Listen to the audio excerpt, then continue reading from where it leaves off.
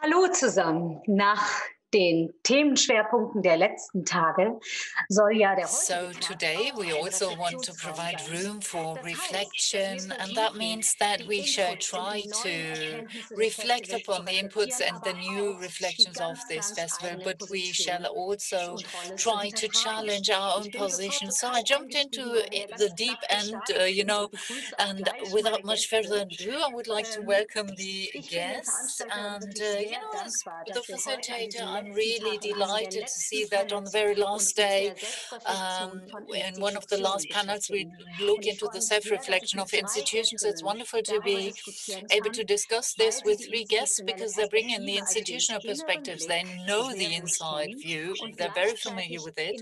And at the same time, they're very much at home in very different institutional realities. First of all, I would like to welcome you. We just saw our host, Johannes Ebert. So for the past 2 years, I jumped in at the deep end, but it was like, an instant warm-up. Ever since 2012, he's been the Secretary General of the Goethe-Institut over the past 2 years.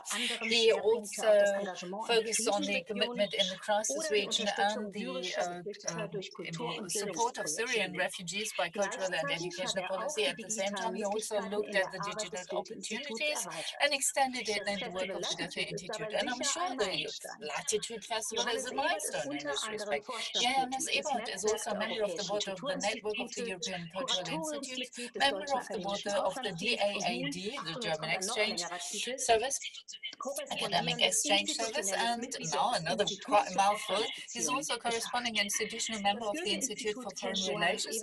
So Johannes Ebert is very familiar with the Goethe-Institut. After his studies in Islamic sciences and politics in Freiburg and Damascus, he first started out as a lecturer at the Goethe-Institut in 1991, following his, journalistic entry. Afterwards, he also traveled a lot. He also joined the various Goethe-Institutes in Kiev, Cairo, Moscow, and in an interview with Web Magazine Cultural Brands, he also said, I am firmly convinced that cultural exchange and the preparation of social conflicts can play an important role, and it facilitates the cross-border discourse and allows to change perspectives. So very wonderful to be able to zoom in on these opportunities. Very warm welcome, Mr. Ebert.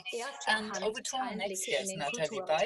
She can also give us first-hand insight into the cultural operation, and she has been working in migration, urban and racism research, and ever since 2018, she's the head of the Design-Kreuzberg Museum in Berlin.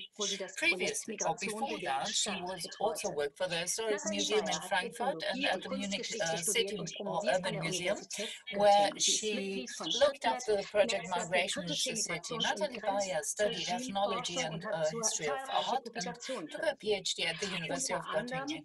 She is a member of GRITNET, the Network for Critical Migration and Cross-Border Regime Research, and she also published extensively, including but not limited contributions to the Collaborative Museum together with the migration researcher Mark Terkessidis.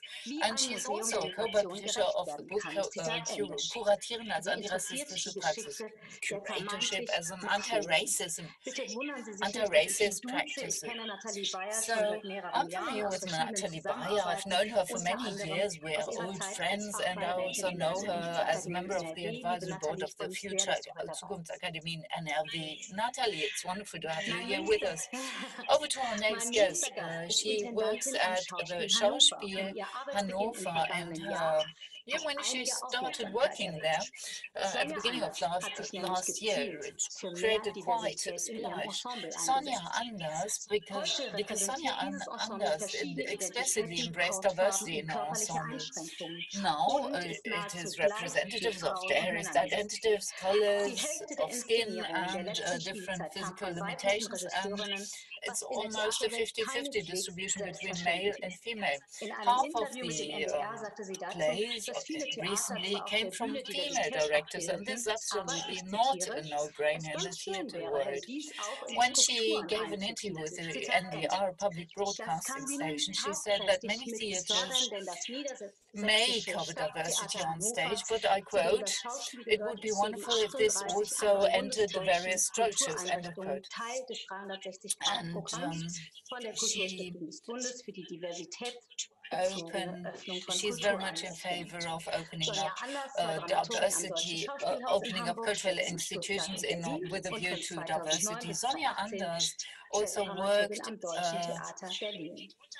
at the Deutsche Schauspielhaus in Hamburg and subsequently also in Stuttgart and Berlin. And between 2009 and 2018, she was also in a chief position at the Deutsche Theater Berlin. So very warm welcome, Ms. Anders, and we really look forward to your experience, insights and projects. So let me start with you, Ms. Anders.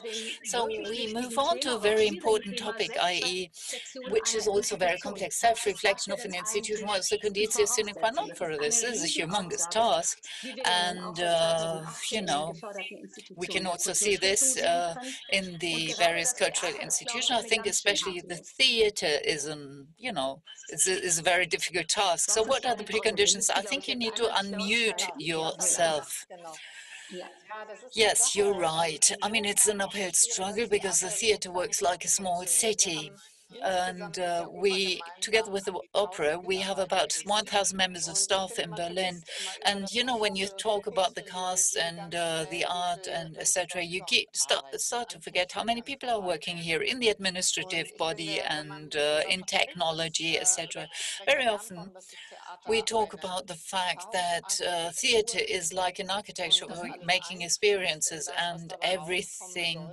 If you have to factor everything in on the intended output, then you need to make sure that you have more female participants, more people with a black or migrant background, and technology at the box office, and you know.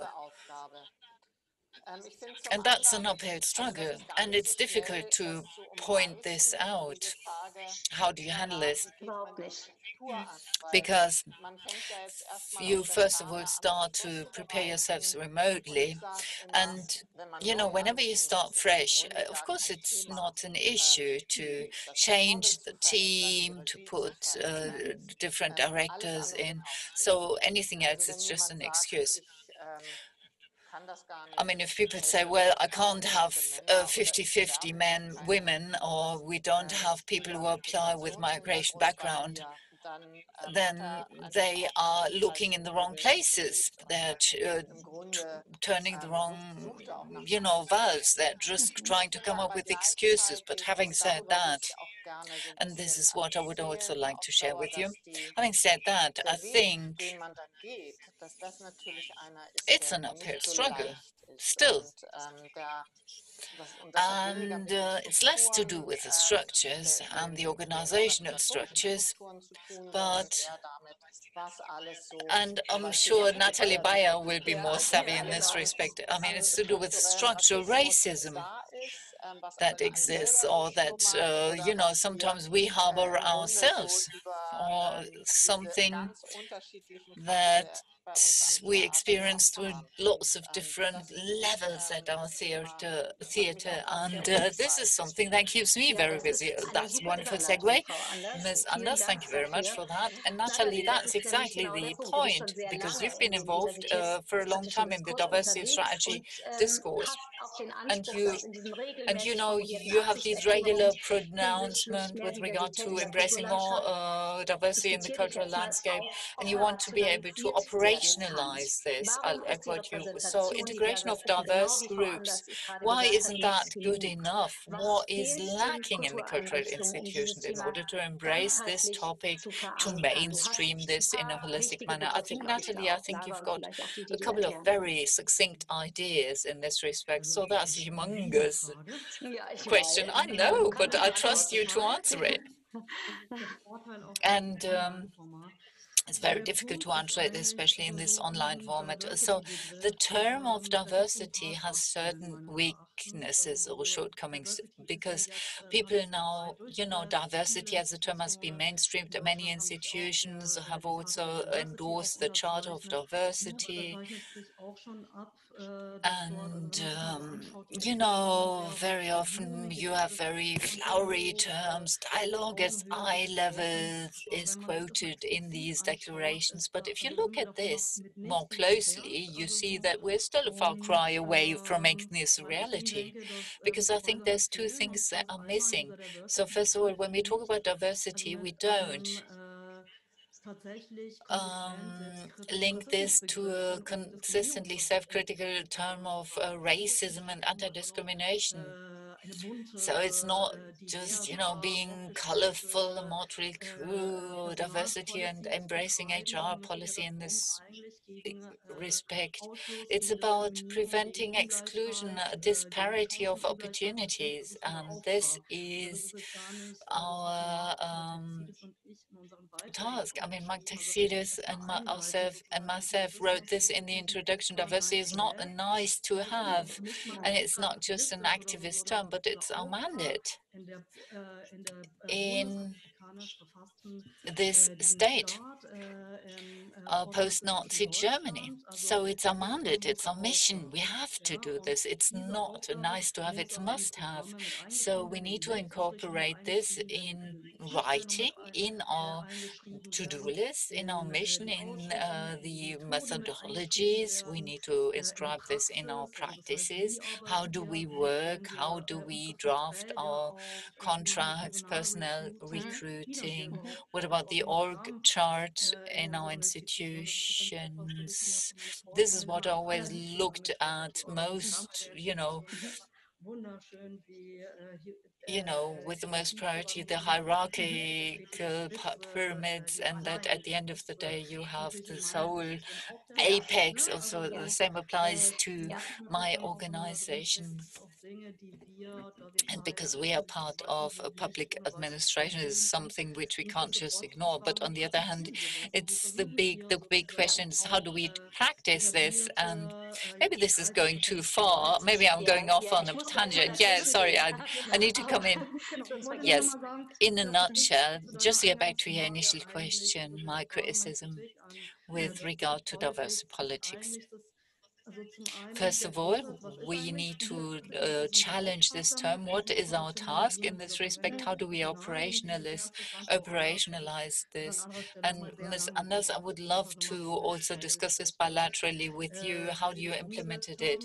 Because the big question is when you have tenders which we launch and also the administrative hurdles which we need to overcome, the big challenge is that right now in the public administration, diversity is not really being operationalized as a skill. Sorry, Natalie, I need to cut you short here because you pointed out a lot of awfully important things. This is why I listened to you, because you really mentioned this term of critical diversity, which is really important. And this brings me over to you, Ms. Ebert, and you think this intrinsic view or introspection is very important, and this is exactly what Natalie says.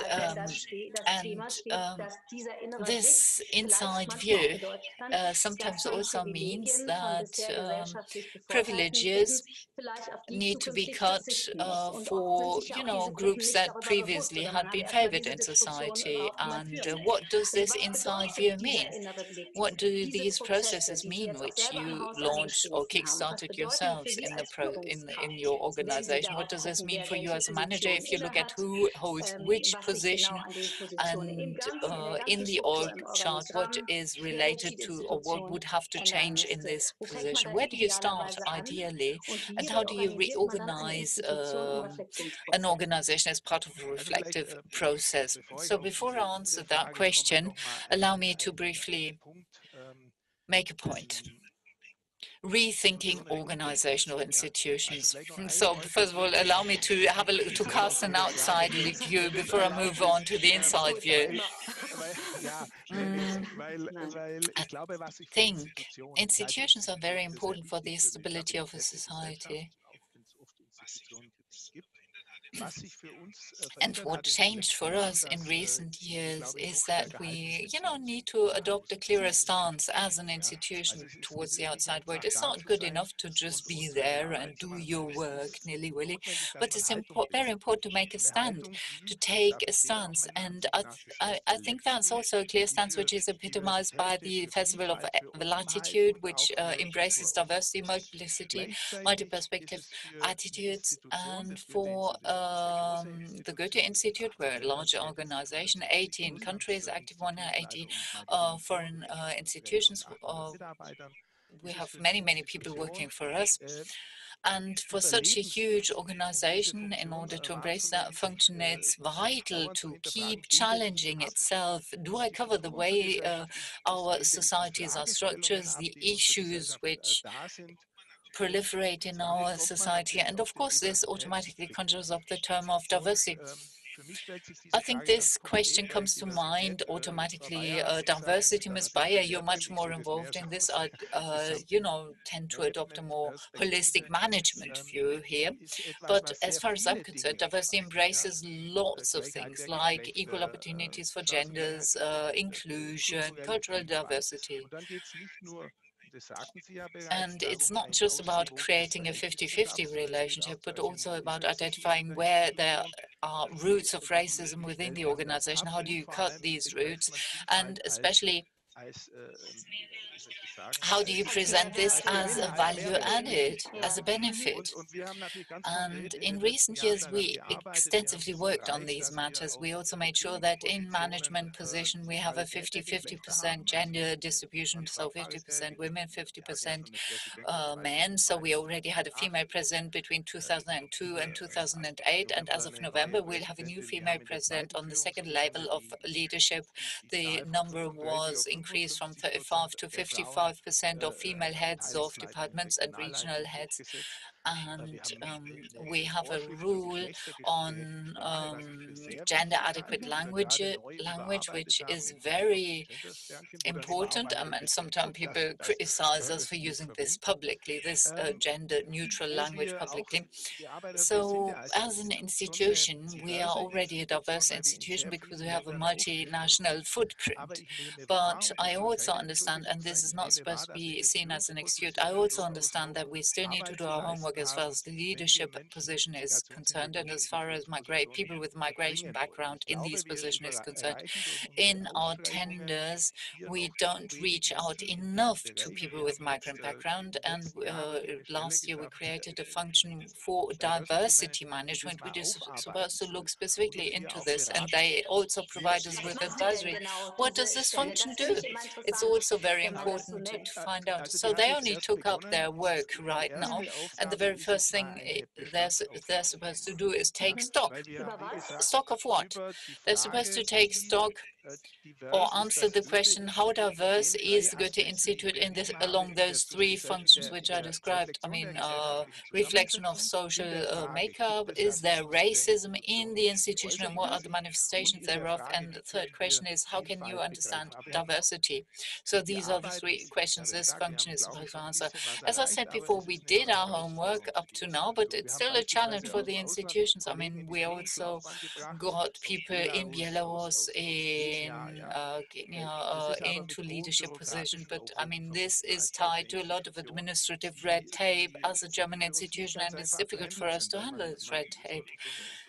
These colleagues then have to work in headquarters for 7 years before they have the right to be sent abroad. And both colleagues pointed out that there's still red tape, administrative hurdles, and they make a massive difference. Thank you very much, Mr. Ebert. You also partly answered that question, so you're underway. But I would like to get back to something you said, and I would like to double check with Natalie. Whenever you realign an institution, whenever you take stock of these small racisms, these small things that take place within the structures that perhaps are inherent or that also can be found in the presentation of a program. I mean, all of this boils down to narrative. And yesterday, how museums move into this, the future. It was said museums can't change the world. And then she drew attention to the narratives and the way in which agendas are set. And this really goes to the holy grail of the German cultural landscape, the canon and, you know, the power to interpret things. Natalie, how can you introduce new narratives into the regulatory structure? How can you introduce this into an institution? This is what you do extensively in museums, because you also focus on collective memory, and this is also very much part of your remit or your work. I can just say, well, I came across two contradictory experiences in, first started out in an urban museum in Munich. It was founded in 1988. It was a municipal organization. That function was created there. I was a curator for new formats, new ways of exhibiting things in a migration society. And now I'm the head of an institution of a neighborhood museum in Friedrichshain-Kreuzberg. And, you know, I came into a completely different setting. I didn't really have to explain why I wanted to do something, but quite on the contrary, people were very open back when I joined them. And I could pick up exactly what had been my previous main request. Or let me turn this upside down. Well, I think it's not my target to turn Friedrichshain-Kreuzberg into a migration museum, but turn it into a museum of the contemporary time. What does contemporary time look like? What are the pressure points? What are the critical issues right now? Who are the main protagonists in the daily negotiations? I mean, of course, my neighborhood is a special neighborhood. This is where there is a condensation of the present day, and it's like a focal point of contemporary movements. And in the second week when I was working in the museum, people just dropped in and came in with their issues. For me, it's a dream come true. It's a challenging situation, but it's also a dream come true. And it's really wonderful. And there is a playground just in front of you, the museum. And you don't even notice it's a museum.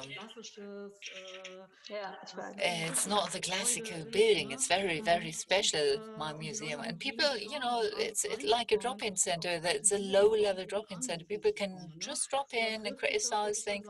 And we meet there, and I can explain how I work. And I tried to work like that in my previous function. And here it's first of all listening to people consistently. Yes, that's an important point, consistently listening. And this is a recurrent theme which occurred throughout the festival. Natalie, I mean, whenever we listen, we also get more input for the new narratives. And Ms. Anders, I mean, as part of this festival, we kept coming across the term sit with the discomforts and reconnect. And you said, well, actually, you wanted to talk about the racism in the structure. This creates discomfort in the seminars when you have racism critical seminars in your cultural institutions. You have lots of discomfort, like a chain reaction. It's created within the individual departments, and we experienced this in recent years. How do you handle this? Well, how do you handle this? What happens? So what happens if you go and say, I want diversity? I mean, it's an attitude and you want to have it part of the system. It's not supposed to be an item on the agenda, which is eventually gone. Like right now in many countries after the pandemic, when many items that were put on it are gone.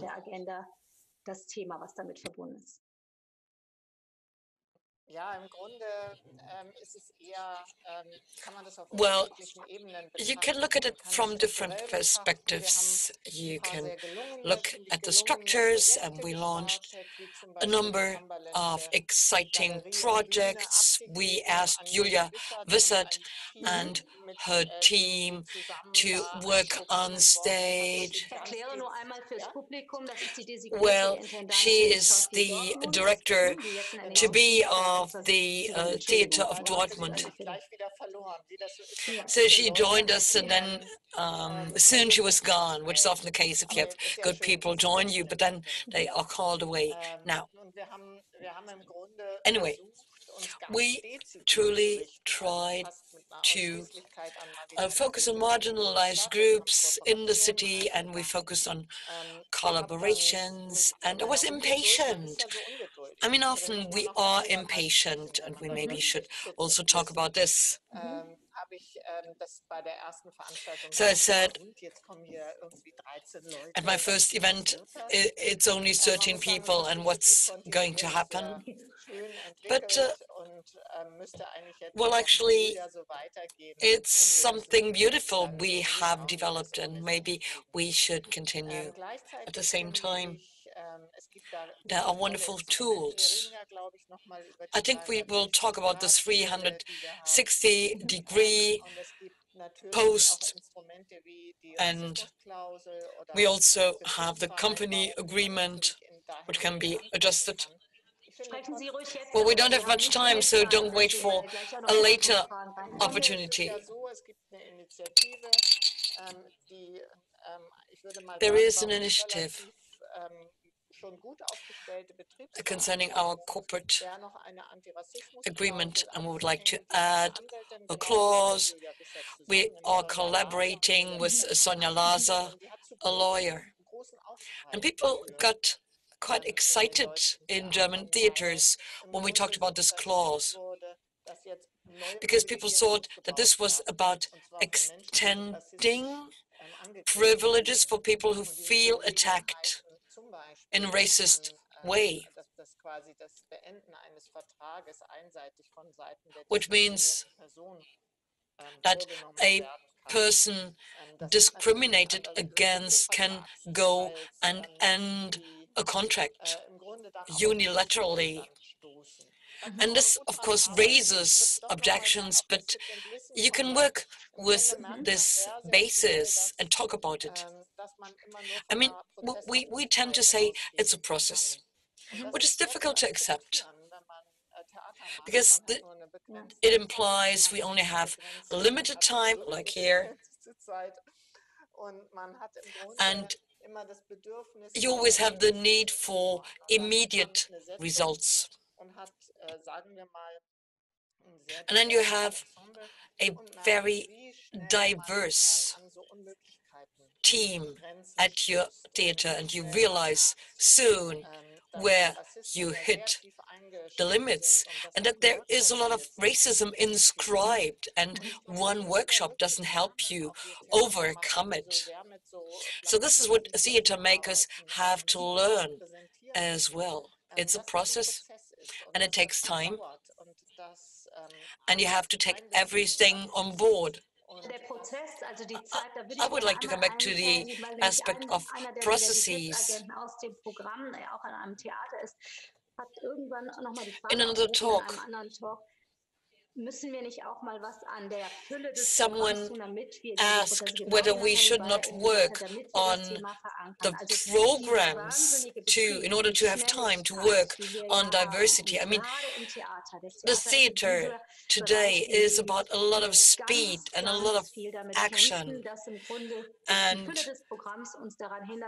plentiful programs. So maybe the plenty of the program prevents us from working on those other aspects. I mean, it's difficult to keep up working, but maybe you should take stock and look at what is, and maybe you should just stop for a moment. Maybe you offer only half the program, or would then others get excited and angry? Nee, antworten Sie einmal kurz, Natalie. Ich nehme dich dann dran. Das ging schon an Sie jetzt noch einmal und dann Natalie.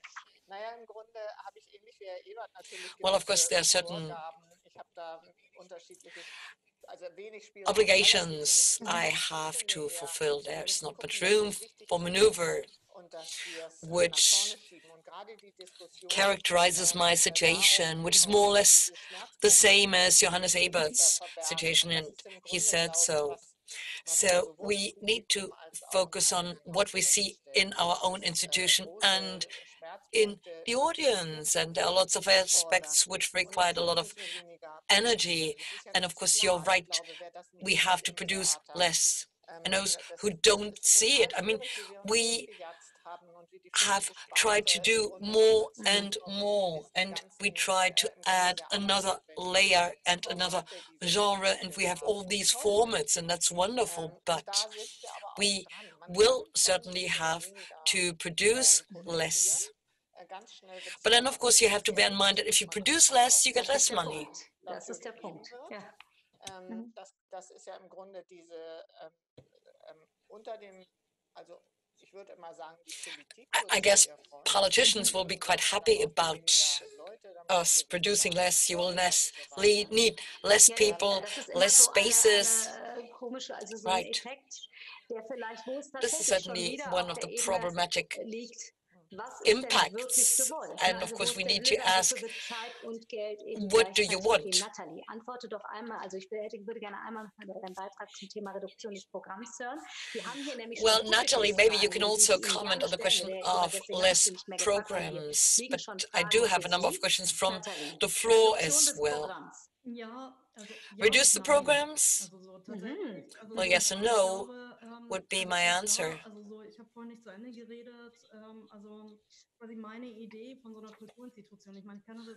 Well, I can talk about museums only because the theater is different, right? Aus meiner Erfahrung, meine Forschungen auch über Museen, ist es halt so, dass ich meine, für wen machen wir das? Wir machen for whom are we working? We work for the society. We get public money, public funds, and that's what we do. But then, of course, I cannot organize one show per year only. It would be boring. I mean, I'm working in a small institution, and it's a lot of effort to organize events in addition to the exhibitions, but we cannot go and not organize events. But of course I can ask myself, what can I do? Maybe redistribute the funds.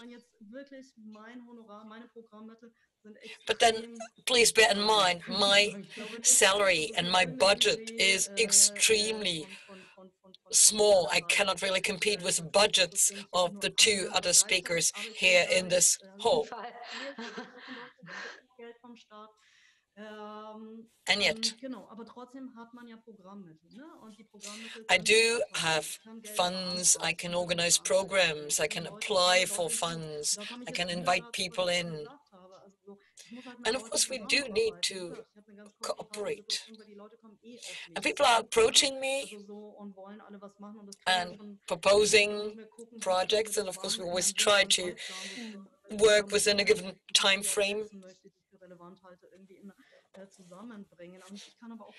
And then, of course, I can also go and try and find people. So this would also be part of the mission of a museum, which is not about organizing exhibitions only. Ja, aber jetzt müssen wir doch... aber trotzdem als Vorbild. Was ich wichtig finde, ist auch nicht immer nur als Institution so zu handeln, wie wir handeln. Für mich sind Vorbilder NGOs, model would be NGOs, because NGOs usually go and contact their affiliated communities in order to gauge the need, and then they try to find money, and then they try to find partners and institutions and organizations to support them.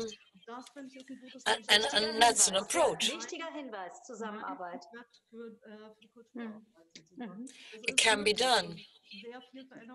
But of course it changes institutions or structures. Das finde ich wichtig, weil die Kooperation auch mit denjenigen, die das Expertenwissen right. haben. This is also about collaborating with the experts. Because we're talking about target groups and we are talking about how to reach out, and therefore collaboration is important. Mr. Ebert, there are questions for you. What is your diversity goal in the next 3 to 5 years? And that's a question for all of you, but please be brief. Stellen möchte. Also das eine ist, was ist Ihr Diversitätsziel in 3 bis 5 Jahren? Und die zweite Frage ist, wird das Kulturmanagement in your institutions get support? This is what we got in the 360-degree project, but what about the others? I need to answer to what Mrs. Bayer said. Our institutes on the spot cooperate locally, and you should not think that the Goethe-Institut is one huge institution. It's lots of local institutes which work just the way you describe it. And that's also very important, because this is about joint projects in which all partners contribute. The diversity goal, it's a bit difficult to describe. We wanted to have 50% of our executives, female executives. It was not a quota, but it was a self-obligation we imposed on ourselves, and that's what we have done. So 50% of all executives in the Goethe-Institut are female. Now, right now, we do see ourselves in an overall context. And when I talked about racism in the institution, I tried to describe the situation. And I also tried to raise the question, what do we need to do in order to change things? I think that in the next 3 to 5 years, we will have analyzed the situation and developed concrete measures also in order to shed a light at what is happening with other institutions. Now, what about agreements? We haven't decided yet about the ratification, but we are on our way. And this is maybe about the process character, because we're dealing with 2 speeds here. On one hand, we have to organize events all the time, host programs, and so on. On the other hand, there are lots of things happening in society, like gendered language. Lots of things have taken us 8 to 9 years until they have been implemented. And it's about people also. So I would like to answer your question in terms of a process.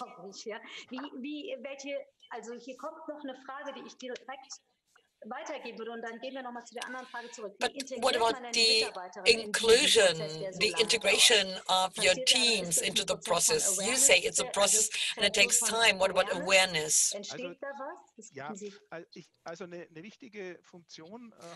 Well, we do have a commissioner for equality, and she has an important mission because she's organizing seminars and trainings, further trainings, and we are focusing on lots of different topics or subject matters in all these trainings and programs. And this is not about a board taking a decision, it's about a long-term process and many people involved. And you need to make up your mind and embark on a process. And there is, of course, a drawback here and there as well, or a setback, actually. Ms. Anders, wie das Kulturmanagement what about the cultural management and the support for it? You have a lot of diversity and you get support, but what about professional support? So what about collaboration? What about supporting the agents and the institution? So I think what's so good about the 360-degree function is we've got great agents, Lena intern, and it's a staff function. I think that's so important because, you know, it's not something where somebody is also working in other functions. And, you know, that staff function also brings a little bit of money along or comes with a little bit of money, but that's not the same, that's not the decisive thing.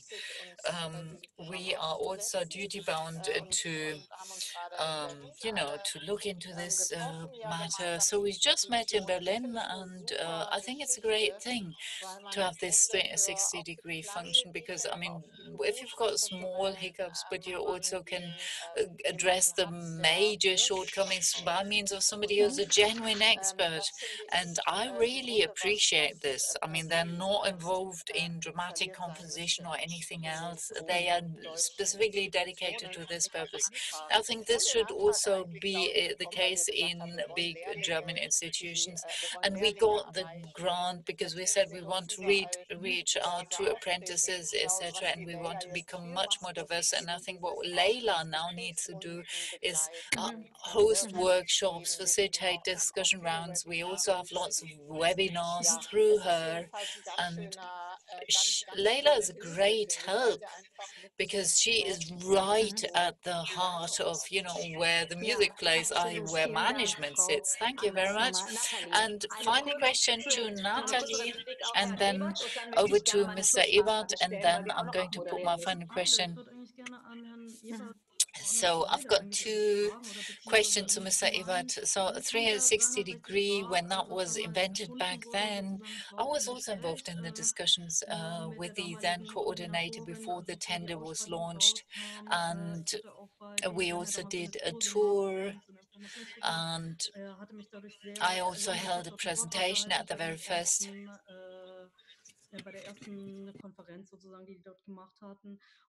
conference which we hosted back then. But I think it's going into the right direction. It's the first step into the right direction. But having said that, based on my own personal experience and also based on the experience of a couple of other people, and also as a result of the program, because also I spoke to many people and conducted interviews with them, and you know, there's also the scholarship program, etc. And I think there's a major issue. And Ms. Anders, I'm not saying this is the case with you. I don't even know that, but I mean, it's just generally what struck me. What struck me is that people came in and management also wanted to have this. Otherwise, they wouldn't have gotten it from the Federal Foundation for the Culture. But the operations themselves responded with a great deal of irritation in receiving this person or refraining from receiving from the person. And it's hugely important with regard to a staff function. Sometimes it can also be a function. I mean, sometimes when people come from senior management and want to change something, sometimes it can be a major hurdle or obstacle. We need to come to the end. Natalie, I'm awfully sorry. Otherwise, people do just kill us in our tracks here. They will just cut us off. It will take us offline. Unfortunately, I need to put my final question. I need to be very rigorous about timekeeping here. Now, let me sketch out a utopia. So in an ideal world, let's just assume everything's nice and well. So we have diverse HR, we cover lots of different social groups. We present a canon which is no longer Eurocentric and collective memory has been complemented, has not been replaced, has been complemented. What does this utopia mean for for the overall society, the relevance of culture for mainstream society? Just one sentence, otherwise I need to kick you out because I still need to segue. Okay.